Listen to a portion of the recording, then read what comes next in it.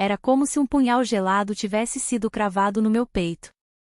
Ainda segurava a torta de maçã, morna, perfumada, a favorita dela, quando meu pai me disse para nunca mais voltar para casa.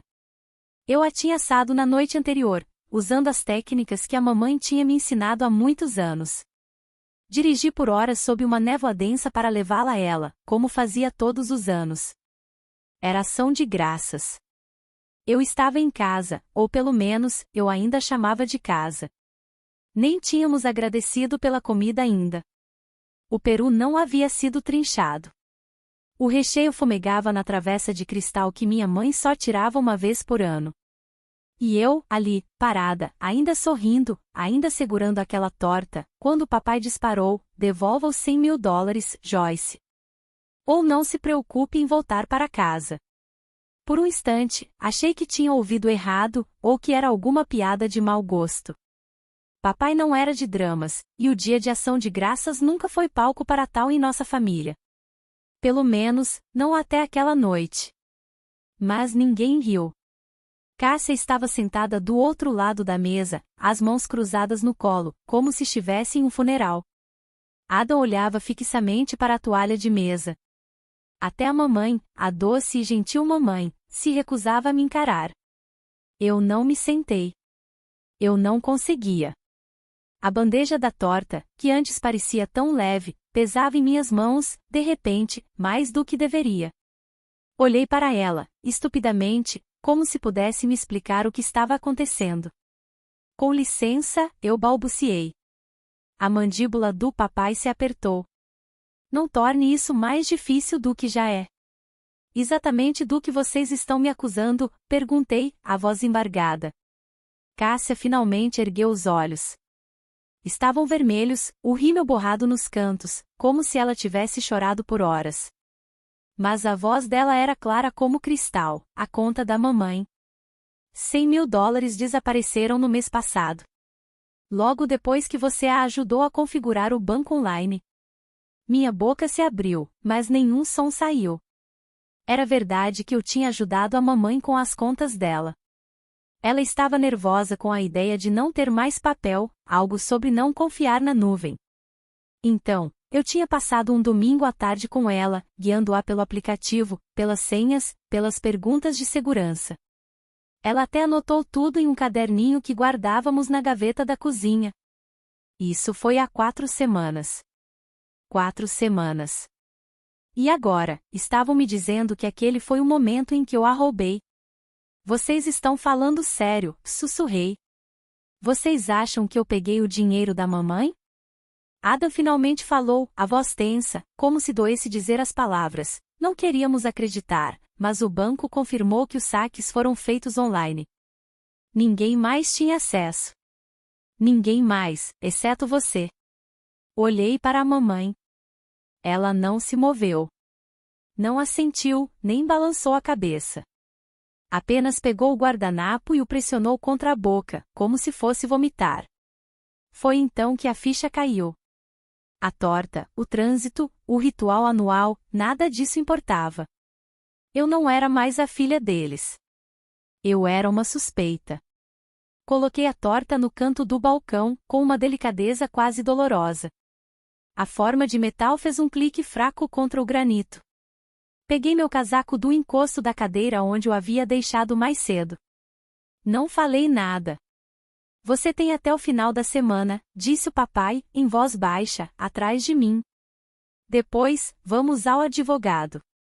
Não chorei no carro. Não gritei, nem xinguei, nem bati no volante como nos filmes. Apenas dirigi. O casaco ainda meio abotoado, a torta ainda intocada na bancada da cozinha, deixada para trás. As ruas estavam silenciosas, iluminadas por luzes de varanda e perus de papel colados nas janelas. Era noite de ação de graças. Fiz o check-in no mesmo hotel de beira de estrada que eu sempre via no caminho para a cidade, mas nunca tinha tido motivo para parar. A recepcionista não perguntou por que eu precisava de um quarto em um feriado. Agradeci por aquela pequena gentileza. O quarto cheirava a carpete velho e pipoca de micro-ondas. Tirei minhas botas e sentei na beira da cama, as mãos ainda tremendo. Eu tinha 32 anos, era uma contadora forense sênior, confiada com milhões em auditorias corporativas, e meus próprios pais achavam que eu os havia roubado. O pior de tudo, eu nem estava surpresa. Não completamente. Havia sinais. Pequenas coisas. O jeito que a Cássia revirava os olhos quando a mamãe se gabava das minhas promoções. O jeito que o papai, uma vez, perguntou: "Você não acha que é hora de sossegar? Sabe, viver um pouco?" Como se a minha carreira não fosse vida real. Até no último Natal, quando me ofereci para cobrir o custo de um telhado novo para a casa, Ada murmurou algo sobre eu tentar comprar lealdade. Eu achava que eles estavam apenas brincando. Eu achava que ainda éramos família. Deitei-me no edredom e encarei o teto. Tentei reviver o dia em que a mamãe me pediu para ajudar com a conta bancária dela. Cada toque, cada login, cada redefinição de senha. Eu havia perdido algo? Alguém mais tinha visto o caderninho que guardávamos na gaveta? A gaveta estava sempre destrancada. Qualquer um poderia tê-la aberto. Cássia ainda morava em casa, de vez em quando, dependendo da situação dela. Adam tinha uma chave de casa. Eu tinha sido a única a guiar a mamãe na configuração, sim, mas isso não me tornava a única que sabia. Ainda assim, eles acreditaram. Acreditaram que eu esperei a mamãe ficar doente só para pegar o dinheiro dela. $100.000. Como se eu precisasse. Como se eu sequer faria algo assim. Meu telefone vibrou. Uma mensagem de texto da Cássia: "Não queríamos que chegasse a isso, mas você tornou difícil confiar em você. Nenhuma feliz ação de graças, nenhuma espero que esteja bem. Apenas aquilo. Como se eu tivesse quebrado algo. Como se eu fosse a única que lhes devesse um pedido de desculpas." Virei o telefone para baixo. No trabalho, passo meus dias desvendando desfalques ocultos, empresas de fachada e notas fiscais falsas. Eu sei como é quando o dinheiro desaparece e quando alguém faz parecer culpa de outra pessoa. E, neste momento, alguém tinha me transformado na bode expiatório. Encarei o teto até as luzes ficarem embaçadas. Se eles queriam me tratar como a criminosa da família, talvez fosse hora de eu começar a investigar como uma. Era ainda madrugada quando meus olhos se abriram. Não houve alarme, apenas o instinto afiado de anos perseguindo fraudes corporativas. Uma coisa eu aprendi: o dinheiro nunca realmente desaparece. Ele apenas muda de mãos, é redirecionado. O segredo está em saber onde procurar primeiro e, mais importante, quem se beneficia. Levantei-me, o corpo ainda pesado pela noite mal dormida. Abri meu laptop sobre a mesinha. Minha firma, nos últimos tempos, vinha investigando um padrão perturbador de abuso financeiro contra idosos. Aposentados com economias modestas que, de repente, viam suas contas esvaziadas em 3 saques, cada um logo abaixo do limite federal de declaração. Não era um banco só, mas um em particular aparecia mais do que os outros, o Cobre Forte. O banco da mamãe. Eu não havia contado à minha família que estava envolvida nessa investigação. Era confidencial, tecnicamente, mas eu tinha autorização para revisar os dados das transações internamente e sabia exatamente a quem pedir. Enviei uma mensagem rápida para Lucas, o oficial de conformidade que supervisionava nosso caso atual. Apenas um nome, um período de datas e uma localização. Em menos de 1 hora, eu tinha o que precisava: registros de data e hora, valores de saque, logs de caixa. 3 saques da conta da minha mãe, espaçados em 5 dias. Primeiro, $40.000. Segundo, 30.000, e por fim mais 30.000. Cada um feito pessoalmente, não online. Essa foi a primeira rachadura na mentira deles. Eles me acusaram de usar o banco online, disseram que eu era a única com acesso. Mas se o dinheiro foi retirado em pessoa, não poderia ter sido eu. Cliquei no link do vídeo de segurança anexado. A resolução era baixa, mas clara o suficiente. O primeiro vídeo carregou, uma jovem se aproximou do balcão, nervosa, olhando por cima do ombro. Rabo de cavalo loiro, moletom cinza, óculos de sol grandes. A princípio, pensei que talvez tivessem contratado um intermediário, um estranho pago para se passar pela mamãe. Mas então a garota se aproximou da câmera, puxou a máscara para falar com a caixa. Cássia. Mesmo com a imagem granulada, eu reconheci aquele rosto. Eu havia cuidado daquele rosto, o vi soprar velas de aniversário e chorar por namorados desfeitos. Ela estava inquieta, batucando os dedos no balcão. Entregou o que parecia ser a identidade da mamãe e assinou algo. A caligrafia dela não havia mudado desde o ensino médio. Recostei-me na cadeira, a luz do hotel piscando sobre mim. Eles não apenas roubaram o dinheiro, eles planejaram. Pensaram no momento certo, esperaram até que eu ajudasse a mamãe a se digitalizar, e então usaram isso como cobertura para me incriminar. Abri o segundo vídeo, a mesma agência. Desta vez, era Ada. Sem disfarce, sem nervosismo. Calmo, confiante. Ele brincou com a caixa, assinou como se fosse o dono da conta. Terceiro vídeo, Cássia novamente.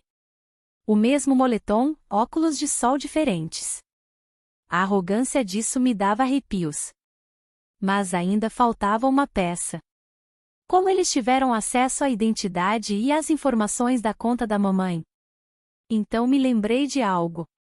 2 semanas antes de eu ajudar a mamãe a configurar o aplicativo, ela havia feito exames ambulatoriais no hospital. Nada sério, apenas exames preliminares.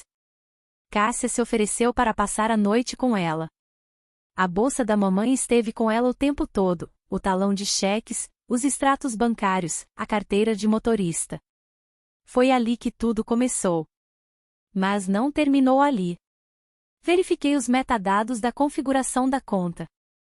O primeiro login depois que eu saí da cidade não veio do telefone da mamãe, mas de um tablet conectado ao Wi-Fi de casa.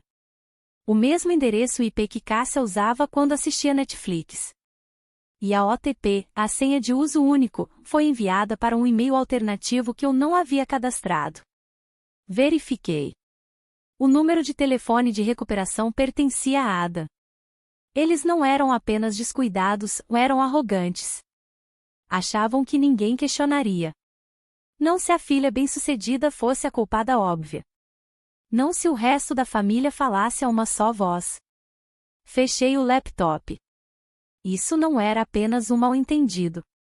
Não era um momento de desespero ou um empréstimo que deu errado. Era fraude. E eles usaram meu amor pela mamãe como cortina de fumaça. Fechei o zíper da bolsa do laptop e peguei o telefone. Não para ligar para a polícia, ainda não. Liguei para o meu escritório, em vez disso. Pedi a Lucas algo específico, as impressões das assinaturas dos caixas. Precisaria delas para comparação. Então, abri minha mala e puxei uma pasta preta fina, do tipo que eu usava para apresentações em tribunal. Se eles queriam uma vilã na família, eu lhes mostraria como era quando a vilã guardava recibos. Não liguei antes.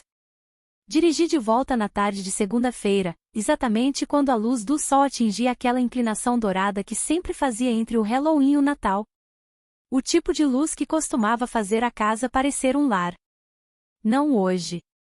A garagem estava cheia, o SUV de Ada, o compacto da Cássia, o velho sedã da mamãe. Nenhum convidado, apenas a família. Estacionei na calçada, sentei por um momento, o motor fazendo um tic-tac suave, as mãos repousando sobre a pasta de couro no meu colo. Aquela que guardava cada recibo, cada registro de data e hora, cada mentira que eles achavam que ninguém notaria. Então, saí, subi os degraus da varanda e entrei. A casa cheirava a caldo de galinha e alecrim. As luzes da cozinha estavam acesas. Eu podia ouvir o murmúrio baixo da conversa, o tilintar de talheres, uma risada que não me pertencia mais. Encontrei todos na cozinha. Cássia estava empoleirada no balcão, caneca de café na mão, pernas balançando como se tivesse 13 anos novamente. Ada estava encostado na geladeira, braços cruzados, expressão ilegível. Mamãe estava perto da pia, secando pratos com movimentos lentos e praticados. Papai estava mexendo algo no fogão. Eles levantaram a cabeça quando entrei, e tudo parou. Ninguém disse nada. Passei por eles até a ilha e coloquei a pasta na superfície de madeira lisa onde costumávamos abrir a massa de biscoitos. Então, abri-a. Vocês acreditaram que eu roubei da mamãe, eu disse, em voz baixa, a voz controlada, mas um tremor sutil por baixo. Deixem-me mostrar o que realmente aconteceu. A atmosfera mudou, sutil, como o ar antes de uma tempestade. Eu puxei a primeira prova, uma foto, um estilo da filmagem de segurança do banco. Cássia, de óculos escuros, inclinada sobre o balcão da caixa, assinando um formulário. 10 de outubro. $40.000. Não online, não eu. Ninguém se mexeu. Nem mesmo Cássia. A segunda foto mostrava Adam sorrindo em um suéter verde, entregando um cheque. 30 mil. Eu sentia minha voz tremendo nas bordas, não de raiva, mas de contenção. Não eram estranhos. Eram as pessoas com quem eu cresci. Os dedos de Cássia apertaram a caneca com mais força. Ela abriu a boca, depois a fechou novamente. Eu coloquei os comprovantes do caixa sobre a mesa. A mesma agência, as mesmas assinaturas. Eu as comparei com a sua caligrafia, Cássia, daquele bilhete na geladeira na semana passada. Um silêncio pesado se instalou. Então Cássia finalmente falou, a voz mais fina do que eu me lembrava. Você mexeu nas nossas coisas? Eu inclinei a cabeça, quase gentilmente. Você mexeu nas coisas da mamãe. Mamãe estendeu a mão para os documentos, os olhos percorrendo a impressão. Suas mãos estavam instáveis. Quando ela falou, a voz era baixa, quase suplicante, mas o banco, eles disseram que foi feito online. Foi o que eles pensaram, eu disse. Mas o saque em si não foi. O acesso online veio depois, de um tablet conectado ao Wi-Fi de vocês.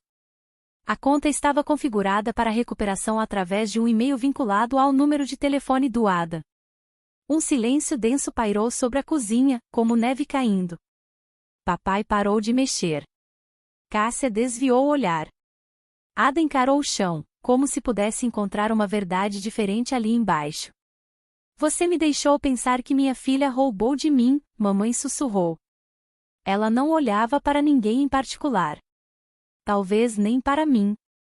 Você me disse para não voltar para casa, eu disse, ainda mais baixo. E você nunca perguntou se eu fiz isso. Aquilo era o que mais doía. Não a acusação, nem mesmo a ameaça de advogados. A ausência da pergunta. Cássia finalmente olhou para mim, o rosto contorcido, não com culpa, mas com amargura. Você sempre consegue tudo.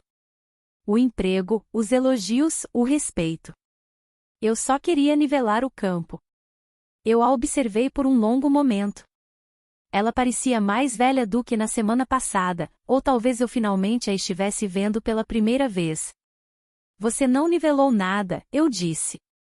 Você queimou tudo. Adam pigarreou. A voz dele era monótona. Ela vai ficar bem, mãe. Joyce ganha mais do que todos nós juntos. Não foi pessoal. Eu soltei um suspiro lento, lutando contra o frio que subia pela minha espinha. Sempre é pessoal quando é família. Vi mamãe sentar-se lentamente à mesa, a pasta ainda aberta diante dela. As mãos repousavam no colo, com as palmas para cima, como se ela não soubesse o que fazer com elas. Papai finalmente falou, Joyce, o que você vai fazer? Encontrei os olhos dele pela primeira vez em dias. Não me senti como a criança na sala. Não vou apresentar queixa, eu disse. Mas enviei o arquivo para o advogado da família. Vocês podem decidir o que fazer com ele. Ele assentiu uma vez, cansado, mais velho do que eu me lembrava. Fechei a pasta. Minhas mãos se moveram sozinhas, memória muscular de anos de reuniões e investigações. Desta vez, parecia definitivo. Você me disse para não voltar a menos que eu devolvesse o dinheiro, eu disse. Eu não peguei o dinheiro. Mas eu trouxe a verdade. Esperei apenas o tempo suficiente para as palavras assentarem. Então me virei. Joyce. A voz da mamãe quebrou. Eu parei na porta. O dia de ação de graças acabou, eu disse. Vocês todos se certificaram disso. Saí de casa sem outra palavra. Não levei a pasta. Não levei a torta. Apenas minhas chaves e qualquer parte de mim que ainda acreditava que eles teriam me escolhido. Não fui para casa imediatamente. Sentei no meu carro do lado de fora da casa por um tempo, observando a janela da cozinha da calçada. Ninguém me seguiu. As luzes permaneceram acesas. A risada de Cássia não voltou. Adam não abriu a porta para dizer nada. Ninguém veio correndo pela entrada para pedir desculpas. E isso, mais do que tudo, me disse tudo o que eu precisava saber. De volta a Atlanta, a cidade parecia mais nítida, mais silenciosa. Voltei ao trabalho como se nada tivesse acontecido, mas eu não era mais a mesma. Parei de ligar nas noites de domingo. Não verifiquei o chat em grupo da família. Deixei o ícone de mensagem de voz piscando no meu telefone por 3 dias inteiros antes de ouvi-lo. Era da mamãe. Joyce, nós estávamos errados. Eu sei disso agora. Eu não queria acreditar. Sinto muito. Não espero que você nos perdoe. Eu só queria que você soubesse. A casa parece vazia. Ela desligou antes do primeiro minuto. 2 semanas se passaram. Então, chegou uma carta. Papel de verdade, envelope de verdade. Dentro, uma foto. Eu, Cássia e Ada, com 6, 8 e 10 anos, sentados na varanda dos fundos, com fantasias de Halloween descombinadas. No verso da foto, uma única linha, não sabíamos o quanto sentiríamos sua falta até você ir embora. Sem assinatura. Ada não entrou em contato. Cássia também não. Mas, segundo uma prima que ainda morava por perto, ambos se mudaram de casa. Mamãe parou de falar com eles, disse que precisava de espaço. Eu não perguntei o que isso significava. Não me ofereci para voltar. Em vez disso, criei algo novo. Comecei um seminário de fim de semana na faculdade comunitária, Proteção Financeira para Idosos. Não era glamouroso, mas parecia algo que eu podia controlar. Em um sábado, depois da aula, uma senhora se aproximou e disse: eu gostaria de ter uma filha como você. Eu sorri educadamente. Não disse o que estava pensando, eu também tive uma, um dia. Dezembro veio e foi sem uma árvore, sem uma ligação, sem a troca anual de enfeites que eu costumava planejar. Ainda guardo a pasta. Não está no meu escritório, nem na minha mesa. Apenas em uma gaveta perto da estante, debaixo de antigas declarações de impostos e uma cópia da hipoteca. Não a abri desde aquela noite. Não preciso. Porque os fatos não mudaram. E eu também não. Obrigada por ouvir a história de Joyce. Nos conte nos comentários se você se identificou, vamos adorar ouvir. Se você gostou dessa história, por favor curta e compartilhe esse vídeo para alcançar mais pessoas e se inscreva no canal para mais histórias inspiradoras.